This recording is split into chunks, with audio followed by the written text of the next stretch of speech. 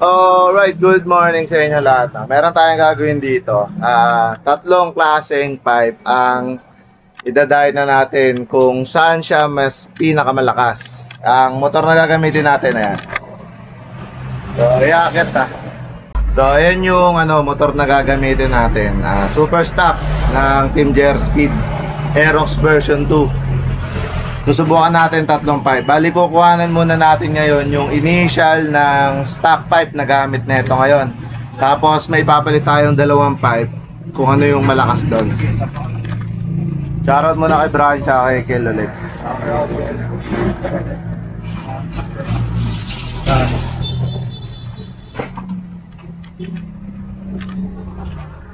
So ito yung unang pipe na gagamitin natin, stock pipe yan.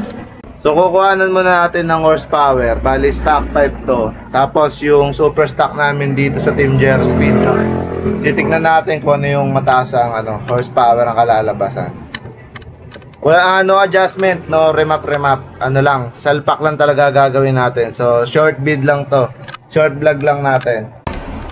May pala tayo, may challenge. Kel, sino kukuha ng horsepower? Si Bray. Oh, si Bray, ayaw niya sa akin.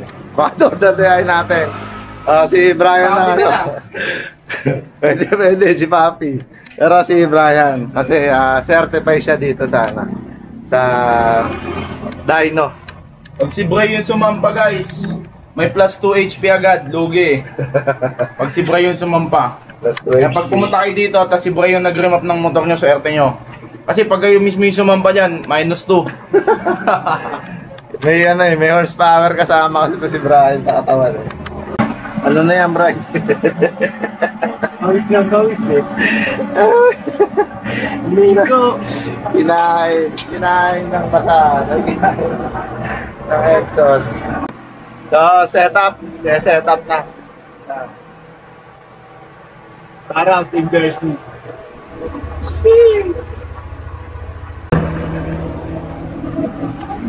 Stock pipe. Tapos kunin nyo initial horsepower na ito. Then palit tayo pipe.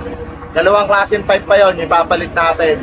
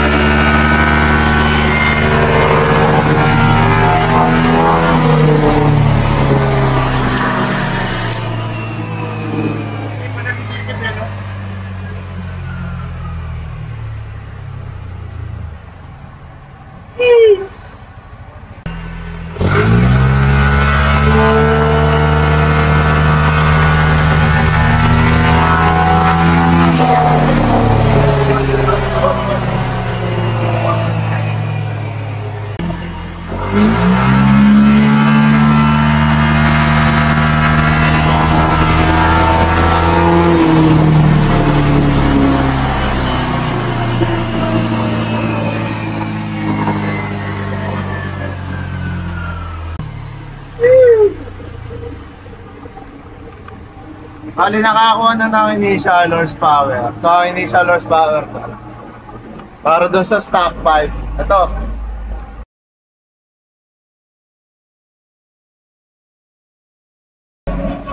B-Max 5, shoutout.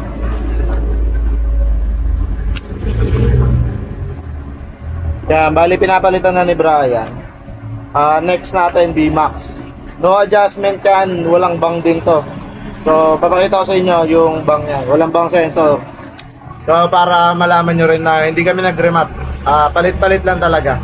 Para makita lang natin na kahit sa mga stock na engine, tapos mga naka-super stock dyan, pwede nyo gawin baseline tong vlog na gagawin natin na to. Hindi naman baseline, kahit kumuha lang di kayo idea, no bearing yun, okay lang yun. Siyempre, binablog nga natin para sa lahat din, no?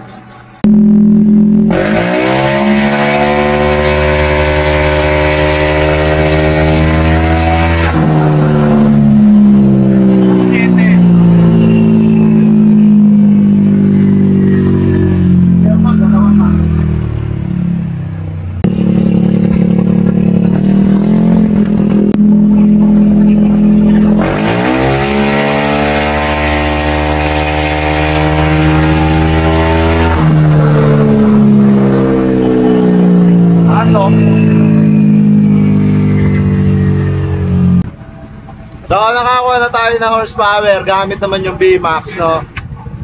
Nakuha niya horsepower, eto.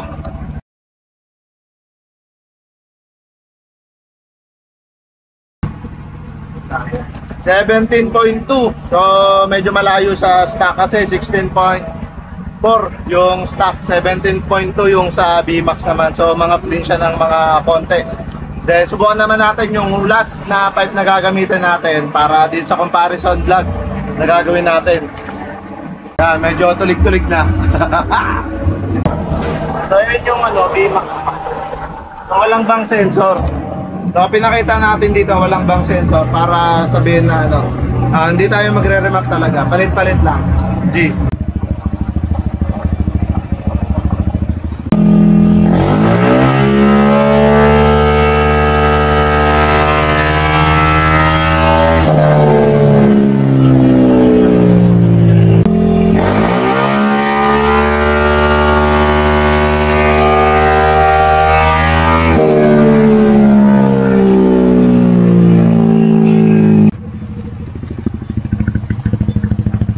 KBT.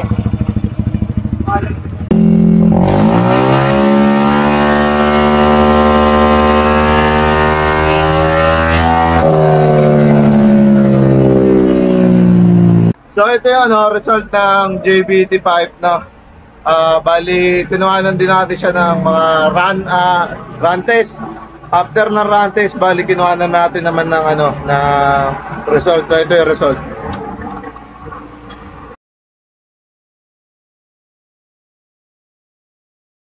Yung result ng JBT, medyo nakakayak yung result. So bro, ikaw interview namin syempre. Anong masasabi mo sa 3.5? Tatlong bike. Yung stock, okay naman. Kung ayaw nyo ng maingay. Pero kung gusto nyo ng horsepower, marirecommend ko VMAX. Pero kung si JBT kasi kahit ang horsepower niya, mas mababa kaysa kay VMAX. Kung makikita nyo sa video, tunog. Tapos, mas naman siguro yung atak niya kasi ang lumalabas sa torque. Sa torque niya, umangat siya ng mga Dostal torque sa VMAX. Kasi kay VMAX, tumutong ng 70 power set. So, yun suggestion ni Brian. Ay, masasabi ni Brian comment. Pero kung hindi natin comment ni Ken, syempre. Ito yung analyzer natin din sa Pero shoutout Kel, ano masasabi mo sa 3.5 nakakaiyak? Pag gusto nyo ng tahimik, stock lang. Pero kung gusto nyo ng malakas, pero slight lang yung ingay, VMAX, go to VMAX kung HP ang usapan. Pero kung sa torque nga, sabi ni Brian, mas maganda yung torque ng JBT B3, pero yung HP niya mababa lang. Pero sa torque ang usapan, mas torque yung JBT B3. Yun sa akin guys. Ano ba yung hawak mo? O bali may hawak na yung pulley set, papaverify natin eh. So, yun lang, end of short vlog lang natin about sa 3.5 na ginamit natin. So, kita naman natin yung horsepower gain, tsaka sa mga horsepower na lumabas ng 3.5 na ginamit natin. Kayo na lang bahala umusga. So, ito, baseline lang to para din sa motor na super stock dito sa Team JR Speed. So, hindi ko siya sabi na mahina yon, mahina, malakas to, malakas yan. So, yun lang ang mga nasukat namin dito sa gawa namin, super stock. Okay, so yun yung pipe na yon. Sheesh!